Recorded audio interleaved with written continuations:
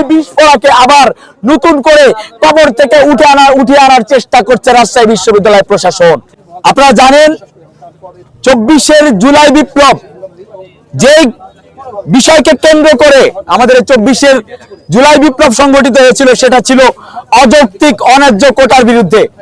কিন্তু আজকে আমরা সেই 24 জুলাই বিপ্লবের 6 মাস পরে আমরা পোষ্য কোটা বাতিল করেছিলাম সর্বপ্রথম রাজশাহী বিশ্ববিদ্যালয় থেকে।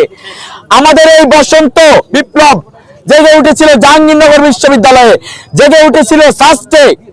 কিন্তু জাকসু নির্বাচনের ঠিক 5 দিন আগে শিক্ষক কর্মকর্তা কর্মচারীরা যেই গেমটা খেলেছিল ঠিক সেই গেমটা রাকসুর ঠিক 5 থেকে 6 দিন আগে রাজশাহী বিশ্ববিদ্যালয় প্রশাসন খেললো। যেই মুহূর্তে রাজশাহী বিশ্ববিদ্যালয়ের শিক্ষার্থীরা একরাশ উদ্দীপনা নিয়ে বসে আছে, 25 তারিখে তারা একটি উৎসব পালন করবে, দীর্ঘ 35 বছরের একটি অধিকার তারা ফিরে পেয়েছে। ঠিক সেই সময় আরো সেই বিস্ফোরণকে আবার নতুন করে কবর থেকে উঠিয়ে আনার চেষ্টা করছে রাজশাহী বিশ্ববিদ্যালয় প্রশাসন।